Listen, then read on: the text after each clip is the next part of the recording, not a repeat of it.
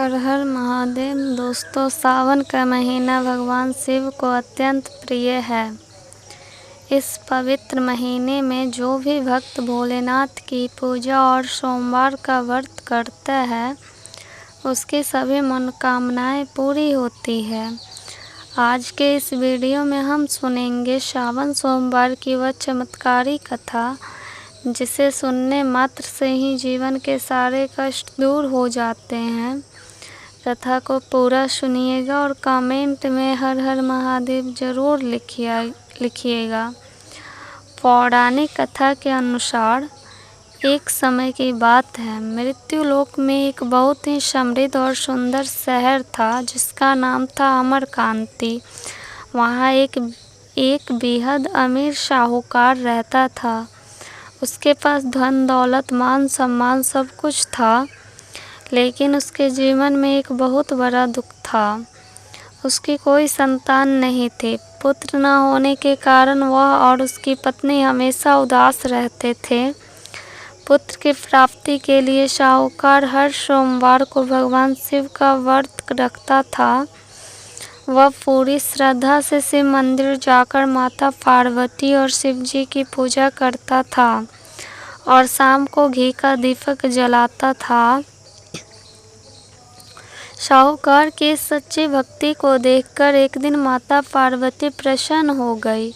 उन्होंने भगवान शिव से कहा, हे प्राणनाथ, यह साहूकार आपका परम भक्त है। यह इतने समय से आपकी पूजा कर रहा है। कृपया आप इसकी मनोकामना पूरी करें और इसे एक पुत्र का वरदान दें।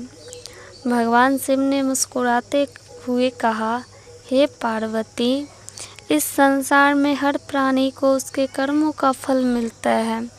जिसके भाग्य में जो लिखा है उसे भोगना ही पड़ता है।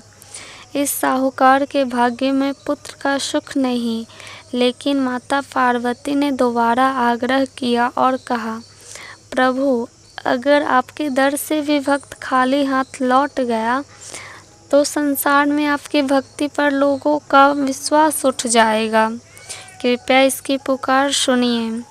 माता पार्वती के बार बार अनुरोध करने पर भोलेनाथ ने कहा, ठीक है देवी, मैं इसे पुत्र का वरदान देता हूँ, लेकिन इसका पुत्र केवल 12 वर्ष की आयु तक जीवित रहेगा। 12 वर्ष पूरे होते ही उसकी मृत्यु हो जाएगी। साहूकार मंदिर के कोने में बैठकर शिव पार्वती की यह सारी बातें सुन रहा था। उसे पुत्र मिलने की खुशी तो हुई, लेकिन उसकी कम आयु जानकर वह अंदर ही अंदर दुखी हो गया। फिर भी उसे शिव जी की पूजा जारी रखी। कुछ समय बाद साहूकार की पत्नी ने एक सुंदर बालक को जन्म दिया। घर में खुशियां मनाई गई, लेकिन साहूकार शांत रहा। उसने बालक का नाम अमर रखा। जब अमर 11 वर्ष का हुआ तो साहूकार ने उसके मामा को बुलाया। साहूकार ने मामा को बहुत सारा धन दिया और कहा, तुम अमर को शिक्षा प्राप्त करने के लिए काशी ले जाओ। रास्ते में जहाँ भी रुकना वहाँ यज्ञ करवाना और ब्राह्मणों को भोज व दान दक्षिणा देते हुए जाना। मामा और भांजा काशी के लिए चल दिए। रास्ते में जहाँ भी रुकते शिव जी के नाम पर यज्ञ और दान करते थे। चलते चलते वे एक बड़े नगर में पहुँचे। उस दिन वहाँ के राजा की बेटी का विवाह था, जिससे राजकुमार से राजकुमारी की शादी होने वाली थी। वह एक आँख से काना था। राजकुमार के पिता ने जब सुंदर सुशील अमर को देखा तो उसके मन में एक लालच आ गया। उसने अमर के मामा से कहा, तुम अपने भांजे को दुल्हा बनाकर शादी के मंडप पे बैठा दो। शादी होने के बाद मैं इसे बहुत सारा धन दूंगा। उसके बाद मेरी बहू को लेकर हम अपने नगर चले जाएंगे और तुम्हारा भांजा काशी चला जाएगा। मामा ने बात मान ली। अमर को दुल्हा बनाया गया और राजकुमारी से उसका विवाह हो गया। लेकिन एक ईमानदार बालक था। विदाई के समय उसने राजकुमारी के दुपट्टे के पल्लू पर लिख दिया, तुम्हारा विवाह तो मेरे साथ हुआ है, लेकिन इसका राजकुमार के साथ तुम्हें भेजा जा रहा है। वह एक आंख से काना है।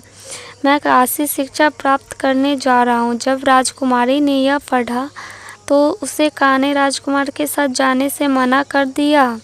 राजा ने अपनी बेटी को विदा नहीं किया और बारात वापस लौट गई। उधर अमर और उसके मामा काशी पहुंच गए। काशी पहुंचकर अमर अपनी पढ़ाई में लग गया। समय बीतता गया और वह दिन भी आ गया जब अमर पूरे 12 वर्ष का हो गया। उस दिन मामा ने घर पर एक बड़ा यज्ञ रखा था। अमर की तबीयत अचानक खराब होने लगी। उसने अपने मामा से कहा, मामा जी, मेरा सिर बहुत दुख रहा है, मैं अंदर जाकर सोना चाहता हूँ। मामा ने कहा, ठीक है, तुम आराम करो। अमर कमरे के अंदर जाकर सो गया। कुछ ही देर में शिव जी के कहे अनुसार यमराज के दूत अमर के प्राण लेने आ गए और अमर के प्राण पखेरु उड़ गए। जब मामा कमरे में गए और अमर को मृत देखा तो वे लोग जोर जोर से रोने लगे। लेकिन यज्ञ चल रहा था, इसलिए उन्होंने अपना दुख छिपाया ताकि यज्ञ में कोई बाधा न आए। उसी समय भगवान शिव और माता पार्वती आकाश मार्ग से वहां से गुजर रहे थे। माता पार्वती ने किसी के रोने की आवाज़ सुनी। उन्होंने शिव जी से कहा, प्रभु, कोई मनुष्य बहुत कष्ट में रो रहा है, चलिए इसके दुख को दूर करते हैं। जब दोनों उस कमरे में पहुंचे तो माता पार्वती ने देखा कि यह वही साहूकार का पुत्र अमर है। माता पार्वती भावुक हो गई। उन्होंने भोलेनाथ से कहा, हे स्वामी, यह तो उसी साहूकार का बेटा है। इसके माता पिता ने आपके व्रत रखे थे। अगर यह ऐसे मर गया तो इसके माता पिता तड़प तड़प कर मर जाएंगे। कृपया इसे जीवन दान दीजिए। भगवान शिव ने कहा, देवी, इसकी आयु इतनी ही थी, लेकिन माता पार्वती के बार बार आग्रह करने पर भोलेनाथ पिघल गए।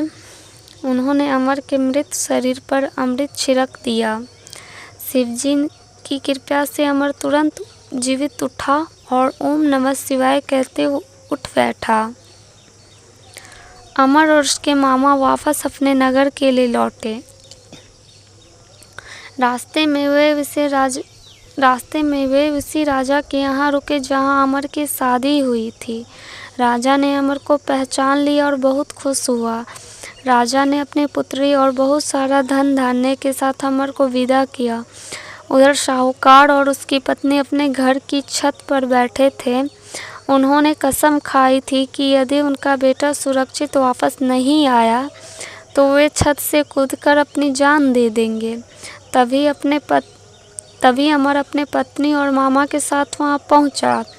अमर बेटे को जीवित और विवाहित देखकर साहूकार की खुशी का ठिकाना ना रहा।